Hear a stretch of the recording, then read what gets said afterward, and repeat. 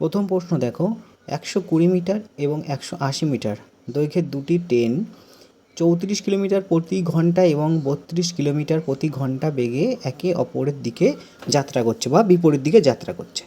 দুটি ট্রেন একে অপরকে অতিক্রম করতে যে সময় নেবে তা হলো। তাহলে তোমরা দেখো, প্রথম ট্রেনটির দৈর্ঘ্য হচ্ছে 120 মিটার আর দ্বিতীয় ট্রেনটির দৈর্ঘ্য হচ্ছে 180 মিটার। ঠিক আছে, প্রথম ট্রেনের স্পিড হচ্ছে 34 কিলোমিটার আর দ্বিতীয় ট্রেনের স্পিড হচ্ছে 32 কিলোমিটার প্রতি ঘন্টা। যখন তারা একে অপরের দিকে যাত্রা করবে তখন তাদের স্পিড কিন্তু যোগ হবে, মানে রিলেটিভ স্পিড কিন্তু বেশি পাবে। তাহলে তাদের স্পিড হয়ে যাচ্ছে 66 কিলোমিটার প্রতি ঘন্টা তাদের রিলেটিভ স্পিড। একে অপরকে অতিক্রম করতে হলে তাদের নিজেদের দৈর্ঘ্যকে অতিক্রম করতে হবে। তাহলে ট্রেন দুটোর দৈর্ঘ্য হচ্ছে 300 মিটার আর আমার কাছে স্পিড হচ্ছে 66 কিলোমিটার প্রতি ঘন্টায়। এখন যেহেতু আমাদের কাছে কিন্তু কিলোমিটার প্রতি ঘন্টা আছে আর আমাদের ট্রেন দুটোর দৈর্ঘ্য হচ্ছে 300 মিটার, তাহলে 300 মিটারকে যদি আমি কিলোমিটার পার ঘন্টা থেকে যদি কনভার্ট করি মিটার পার সেকেন্ডে 5/18, এই 18টা উপরে উঠে যাবে। তাহলে কাটাকুটি করলে আমার কত দাঁড়াচ্ছে? আমরা যদি 6 দিয়ে কাটি, 6 11 66, 6 3 6 18, 5 দিয়ে যদি কাটি 5 6 30, 0 আর যাচ্ছে দেখো 3 6 18, 180/11, এইটা এত সেকেন্ডে কিন্তু ট্রেন দুটি একে অপরকে অতিক্রম করবে। দ্বিতীয় প্রশ্ন দেখো, একটি রম্বসের একটি কর্ণের দৈর্ঘ্য হচ্ছে 30 সেন্টিমিটার, রম্বসের ক্ষেত্রফল 300 সেন্টিমিটার, তাহলে রম্বসের অপর কর্ণটির দৈর্ঘ্য কত? চারটি অপশান আছে, 15, 25, 20 নাকি 18 সেন্টিমিটার। এইবার 2 নম্বরের প্রশ্ন দেখো, বলছে এক রম্বসের কর্ণের দৈর্ঘ্য বলে দিয়েছে 30 সেন্টিমিটার আর রম্বসের ক্ষেত্রফল বলে দিয়েছে 300 সেন্টিমিটার, তাহলে অপর কর্ণের দৈর্ঘ্য কত? দেখো, আমরা একটা সূত্র ব্যবহার করব। রম্বসের ক্ষেত্রফল বার করতে গেলে আমরা সূত্র ব্যবহার করছি half into d1 into d2 equal to ক্ষেত্রফল। এটা হচ্ছে রম্বসের ক্ষেত্রফল বার করার সূত্র। এখানে d1 হচ্ছে একটা কর্ণ আর d2 হচ্ছে অপর একটি কর্ণ। তাহলে আমরা এখানে যদি বসাই, d1-এর জায়গায় বলেই দিয়েছে একটা কর্ণের মান 30 সেন্টিমিটার, আমাদের অপর একটি কর্ণের মান বার করতে হবে। যথারীতি d2 রাখলাম, ক্ষেত্রফল বলে দিয়েছে 300 সেন্টিমিটার স্কোয়ার হবে। আচ্ছা, যাই হোক, আমাদের d2 বার করতে হবে, মানে হচ্ছে দ্বিতীয় কর্ণটি বার করতে হবে। এখান থেকে কিন্তু আমরা d2 কর্ণটি ইজিলি বার করতে পারি। যদি দেখো 30 10-এ 300, এখানে হাফ ছিল, ওদিকে গেলে হাফ গুণ হয়ে যাবে, সুতরাং 20 সেন্টিমিটার কিন্তু অপর একটি কর্ণের দৈর্ঘ্য।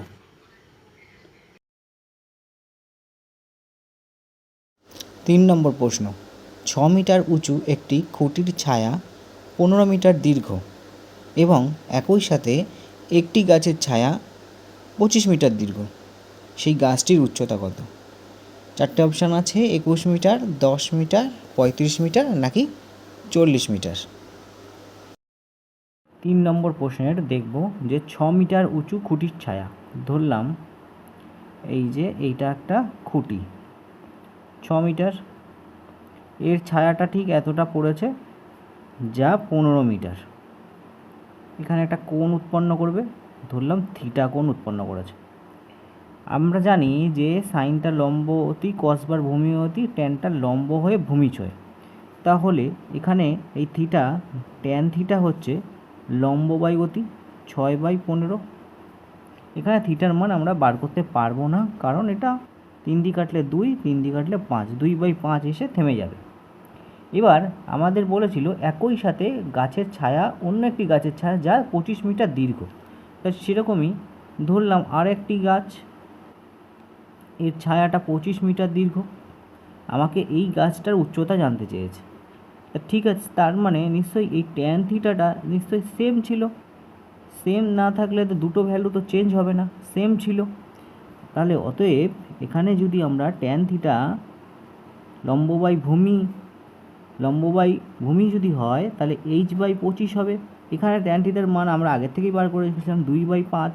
তাহলে এখানে যদি বসিয়ে দেওয়া হয় 2/5 h/25। h হচ্ছে আমাদের যে হাইটটা বার করতে হবে ওই অপর গাছটির, যার উচ্চতা কিন্তু জানতে চেয়েছে। তাহলে 5 দিয়ে যদি কাটি, 5 5 25, কোনাকুনি গুণ করলে উচ্চতা কিন্তু 5 দুগুণে 10 মিটার, সব কিছু মিটারে আছে, 10 মিটার কিন্তু এই অপর গাছটির উচ্চতা হয়ে যাবে। 4 নম্বর প্রশ্ন, একটি টুপির চিহ্নিত মূল্য 2000 টাকা, পরপর দুটি 15% এবং X% ছাড় দেওয়া হয়েছে। যদি বিক্রয় মূল্য হয় 1275 টাকা, তাহলে এক্স এর মান কত?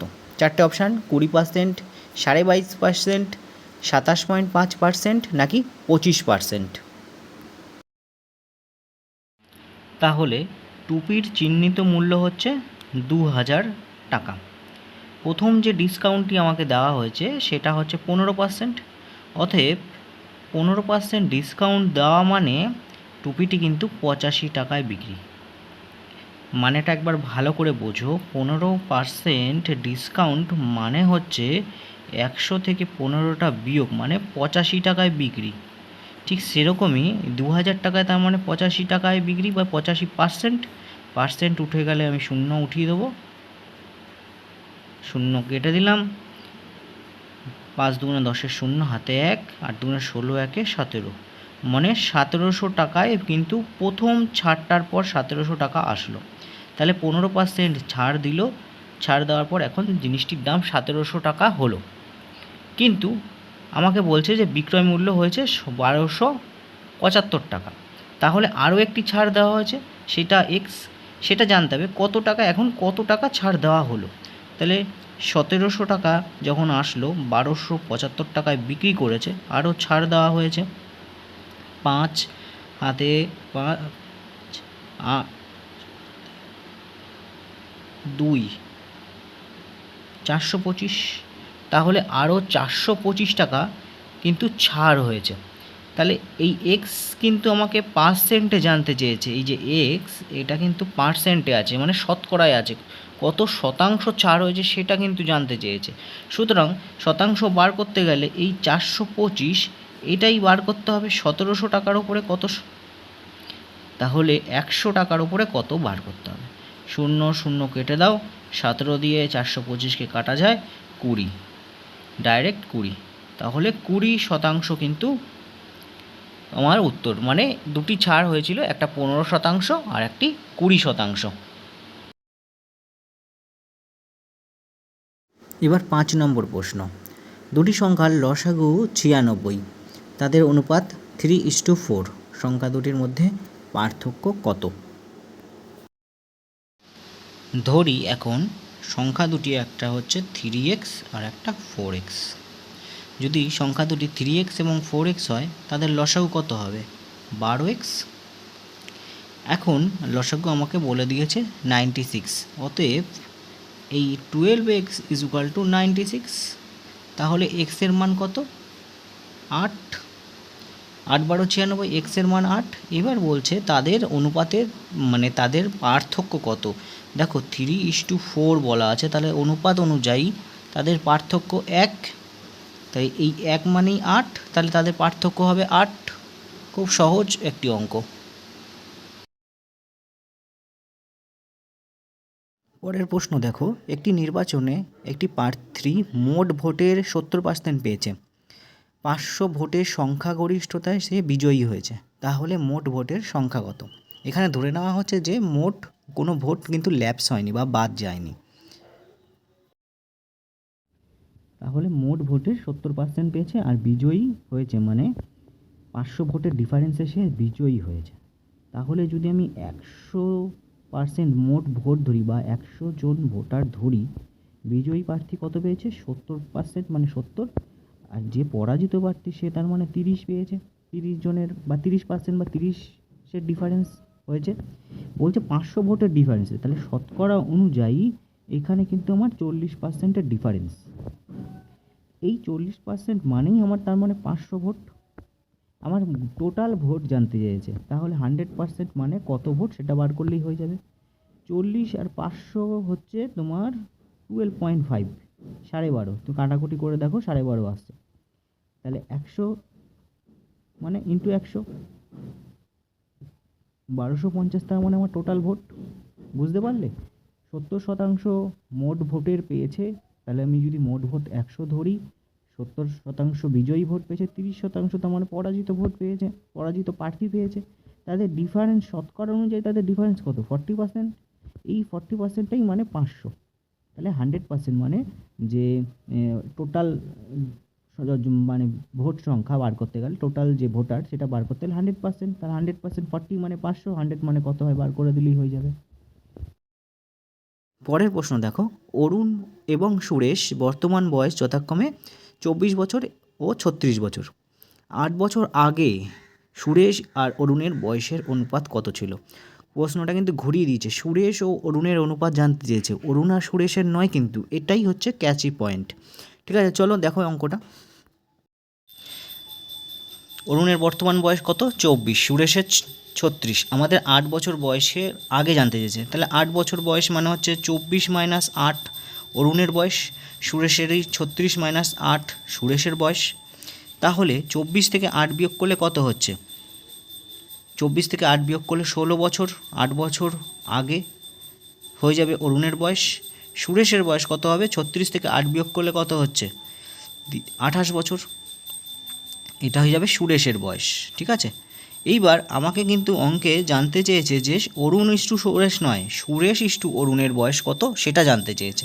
তাহলে 28:16, 8 বছর আগে তাদের বয়সের অনুপাত হবে।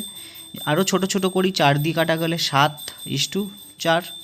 দেখো তো, আর যায় না? আর যাবে না। তাহলে 8 বছর আগে সুরেশ আর অরুণের বয়সের অনুপাত কিন্তু 7:4 হবে। সুরেশ আর অরুণ, অরুণ আর সুরেশ বলেনি কিন্তু।